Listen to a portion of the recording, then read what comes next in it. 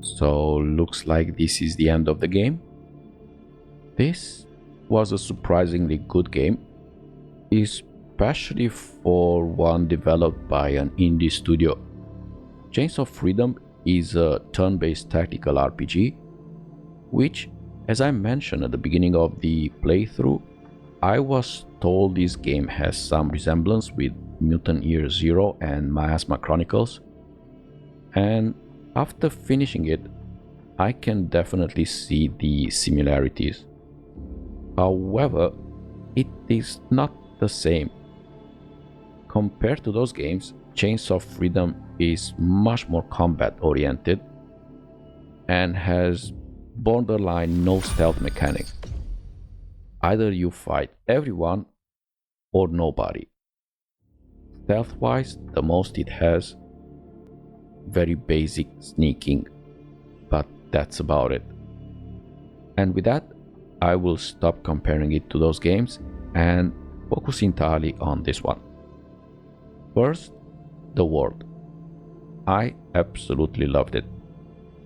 The atmosphere captures very well the feeling of an apocalyptic world infected by a virus called Eden. The environments are full of details, and even though you can't interact with most of them, they help make the world feel real. The exploration, however, is very linear. The story takes you from map to map, and once you finish a map, you cannot return there. To reach the next area, you need to complete a series of quests until the next location becomes available. And inside each map, exploration is also mostly linear. There are a few exceptions when finding an item such as a key that allows you to open a previously locked door, for example, but overall that's pretty much it, and it's very difficult to get lost because you are almost always following a road, a path, or some other obvious route. Where the game compensates is with the amount of detail packed into these areas. Along the way, you'll find small caves, garages, rooms, small buildings, and many other places worth checking. And everywhere, and I mean everywhere, there is loot to find.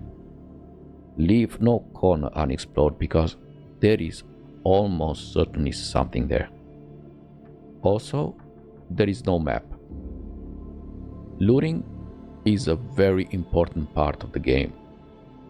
Besides things like weapons, ammunition, medkits, and so on, you'll find plenty of crafting materials. And crafting is something you'll do often, as many useful items can be crafted from resources found throughout the world. The weapons are good, nothing unusual. You have the usual knives, rifles, shotguns, sniper weapons, and so on. And each weapon works best in certain situations, and using the right tool for the job becomes important. Ammo management also becomes more important as the game progresses, because the enemies are getting tougher and tougher, and if you're not careful, you can quickly find yourself out of ammo. Weapons have damage, range, AP cost, crit chance, and crit damage. And what I found interesting is that the final crit chance is a combination of the weapon's crit chance and the character's own crit chance. So with the right setup, reaching, for example, over 50% crit chance is not difficult, and crit hits can deal a huge amount of damage. This brings us to the characters. You always control a group rather than a single main character, other than the fights when you control each character individually. I won't spoil, who these characters are or how many can join your team, but each one feels different. They have different stats, action points, perks, personalities, and some background. And to make things even more interesting, each character can be customized throughout biocrystals. For me, the biocrystal system is the highlight of the game. Biocrystals are special crystals found throughout the world, mostly through exploration and looting. And when equipped, they can improve stats such as health, action points, crit chance, while other crystals give special abilities to the characters. There are a lot of biocrystals, and some of them are incredibly powerful. And the system gives you a lot of freedom in how you build your characters, how you assign biocrystals to the characters.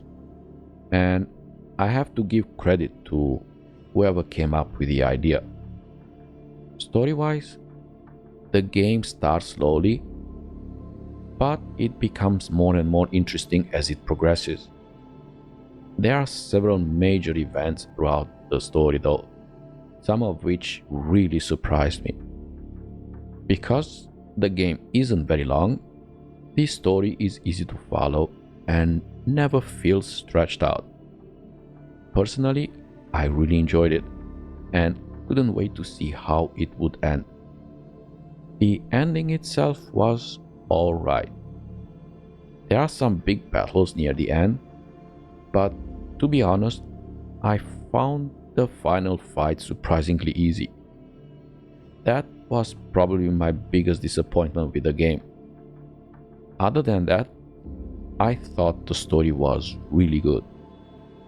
As enemies, there aren't that many types, maybe around 15, give or take, made up of a mix of humans and monsters. And they are interesting when you first encounter them, but once you understand how they work, dealing with them becomes much easier. I played this game on the hardest difficulty in a completely blind playthrough. And were the battles challenging? Yes. But they were also completely manageable with careful planning and by not rushing things. Some people online describe this game as puzzle-like. I did not feel that. For me, a puzzle-like game is a game in which if you don't take the actions into a very particular order, you have borderline no chance of succeeding. And that was not the case for me. Did I have to think carefully about my actions? Yes. And did I have to understand how the mechanics work together? Absolutely. But that's exactly what I expect from any turn-based tactical RPG, so yeah, I never felt like I was playing a puzzle game. As for replayability, I don't think there is much here. You can experiment with different biocrystal combinations and maybe different weapon choices, but that's about it. I think a second playthrough would be very similar to the first one, except that you already know the story. And because of that, I don't see a lot of replay value. From a technical point of view, I didn't encounter any major issues. I found a few minor bugs here and there, but overall the game felt very stable. Graphics wise, I think the game looks great. The environments are detailed without overdoing it, and they fit the setting very well. The sound and music also help a lot with the atmosphere without constantly trying to grab your attention. I also really like the fact that the game is fully voiced, which is not something common for the indie games. The game itself isn't very long. It took me approximately 25 hours to finish, give or take, but I did spend a lot of time planning battles, exploring every corner I could find, customizing my characters with weapons, biocrystals, trying different combinations, and so on. Did I find all the biocrystals? No, but that was never my goal.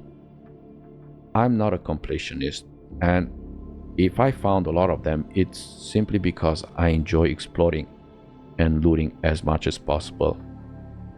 If I had to rate this game from 1 to 10, I would give it an 8.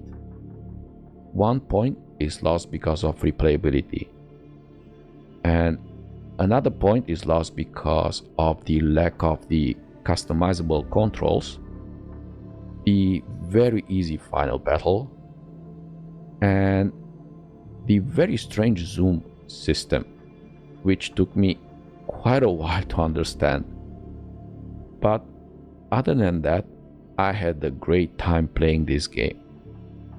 If you played Chains of Freedom yourself, let me know in the comments what your experience was like, which character was your favorite, and which biocrystals did you enjoy using the most.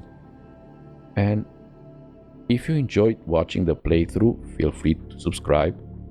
It genuinely helps the channel and helps these videos reach more people.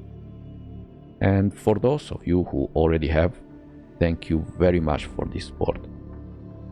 But until next time, thank you for watching, stay safe, take care, and bye bye.